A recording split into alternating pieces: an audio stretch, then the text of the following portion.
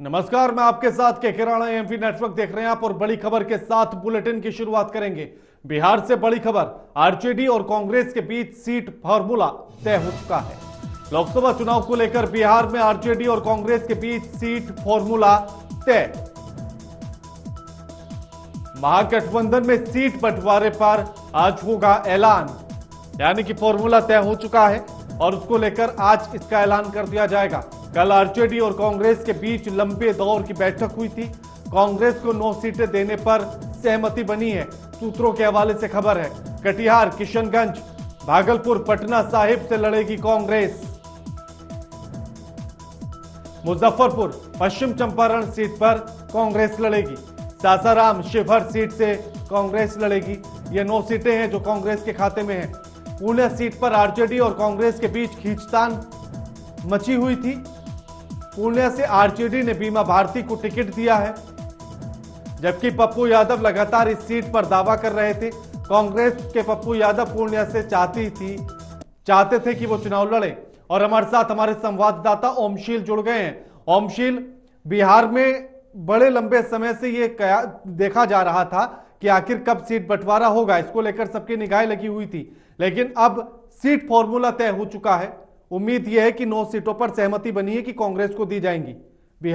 ओम, बिल्कुल कि जिस तरीके से अब सीट बंटवारे को लेकर तमाम अटकलें थीं, अब आज देर शाम हो सकता है उसका ऐलान हो जाए कि सीट शेयरिंग को लेकर कौन कितनी सीटों पर चुनाव लड़ेगा। अब अगर हम कांग्रेस का बताएं तो कांग्रेस को 9 सीटें मिली हैं। सूत्रों के हवाले से अगर बताएं तो 9 सीटें मिली है और उन 9 सीटों में जो तमाम ऐसे भी सीट हैं पूरे बिहार भर में कि जो बिहार में जो सीट हैं कुल मिला के 40 सीट है। अब उसमें से जो 9 सीट मिली, चाहे वो अगर हम पूर्णिया की बात कर लें, जो कि अभी उसमें तकरार छिड़ा हुआ है एक तरीके से अगर हम कह लें तो कांग्रेस और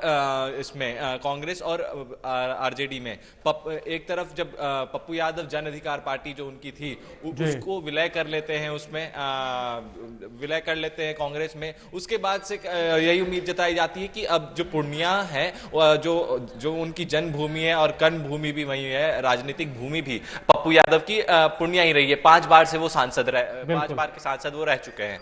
तो कयास ये लगाए जा रहे थे कि पप्पू यादव को भी सीट वहीं से मिलेगी और पप्पू यादव ने भी यही साफ किया था कि मैं वहां से चुनाव लड़ूंगा, क्योंकि वो बीते साल आप देख रहे होंगे, चाहे 2019 में उन्होंने चुनाव हारे, लेकिन उसके बाद से लगातार वो जमीन पर थे, धरातल पर थे और घर घर जाकर चाहे वो बुजुर्ग हो या बच्चे हो, सबको लुभाने की कोशिश किया करते थे। तो कहीं ना कहीं वो अभी भी जो बीमा भारती है, अब आरजेडी ने एक प्रत्याशी वहां पर उतार दिया, उम्मीदवार के तौर पर बीमा भारती को उतार दिया है। बीमा भारती आपको बता दूं वही है जो पूर्व में मंत्री भी रह चुकी हैं बिहार सरकार में, जेडीयू कोटे से। उन्होंने जेडीयू से इस्तीफा दिया, उसके बाद राजद ज्वाइन कर ली। उसके बाद तेजस्वी यादव ने राजद का सिंबल दिलाते ही कुछ ही दिन में सीट का भी ऐलान कर दिया कि वो पूर्णिया से चुनाव लड़ेंगी। तो क्या अब लालू यादव के लिए या फिर लालू परिवार के लिए, आरजेडी के लिए, क्या पप्पू यादव अपनी सीट छोड़ेंगे? ये बड़ा सवाल है, क्योंकि अगर पप्पू यादव के तेवर की अगर बात करें, अगर जिस तरीके से वो बयान दे रहे हैं, वो हाइपर भी हैं, मतलब वो नाराज भी हैं, लेकिन वो नाराजगी खुले तौर पर दिखा नहीं रहे हैं। वो सारी चीजें आला कमान पर छोड़ रहे हैं। कह रहे हैं कि आला कमान ही अब अगर चुनाव लड़वाना होगा तो आला कमान तय करेगी, दिल्ली तय करेगा कि मुझे चुनाव लड़ना है या नहीं लड़ना है। लेकिन एक तरीके का दबाव पप्पू यादव भी बना रहे हैं। अब देखने वाली बात यह होगी कि क्या अगर आज जो सीट बंटवारा है, आज जो जिसकी ऐलान होनी है, उसमें क्या निकल कर सामने आता है। क्या पप्पू यादव को कांग्रेस टिकट देती है वहां से लड़ने के लिए, या फिर और जो आरजेडी की तरफ से जो प्रत्याशी हैं उनका जो ये है, जो उनकी उम्मीदवारी है, उसको वापस लेगी राजद। ये देखने वाली बात होगी, क्योंकि बीमा भारती भी एक काफी वरिष्ठ नेता रही हैं। पूर्व में आपको मैं पहले ही बताया कि पूर्व मंत्री भी रह चुकी हैं और जेडीयू के एक कद्दावर नेताओं में से एक मानी जाती थी बीमा भारती। तो कहीं ना कहीं दोनों नेताओं का कद बड़ा है, लेकिन पहले किसको उतारा जाए चुनाव में, ये बड़ा सवाल है। और ये बिल्कुल, लेकिन ओम ऐसे में बड़ा सवाल ये भी है ना, ओम बिल्कुल बड़ा सवाल ऐसे में ये भी है कि जब पप्पू यादव अपनी पार्टी का विलय कर रहे थे तो वो इसी बात को कह रहे थे कि मैं विलय तो करूंगा, लेकिन मुझे अगर पूर्णिया सीट से कांग्रेस चुनावी मैदान में उतारती है तो। और जब उन्होंने विलय किया तो इस बात को समझा भी गया कि शायद उनके बीच इस शर्त को मान लिया गया। और फिर अचानक से अगर आरजेडी इस तरह से ऐलान कर देती है और बीमा भारती को चुनावी मैदान में उतार देती है पूर्णिया से, तो पप्पू यादव की क्या नाराजगी जायज रहेगी, और या फिर उन्हें अब मनाने के लिए कांग्रेस कौन सा फॉर्मूला अपनाएगी?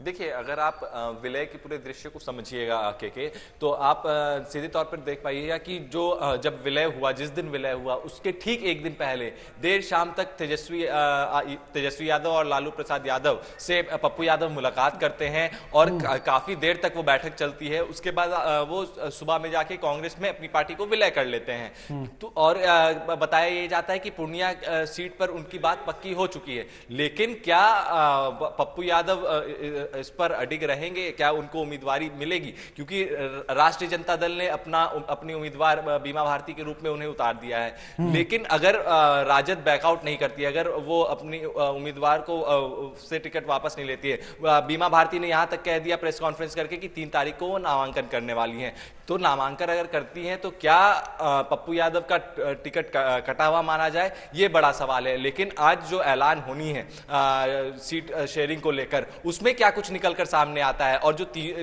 कल देर शाम तक बैठक भी चली है महागठबंधन के नेताओं में बिहार में, तो उससे क्या कुछ निकलकर सामने आता है? क्या पूर्णिया वाली सीट पर हल निकला या नहीं निकला? तमाम ऐसे सवाल हैं जो कि शाम तक साफ हो जाएंगे। बिल्कुल, शुक्रिया ओम आपका हमारे साथ ये तमाम बातचीत करने के लिए और जानकारी साझा करने के लिए।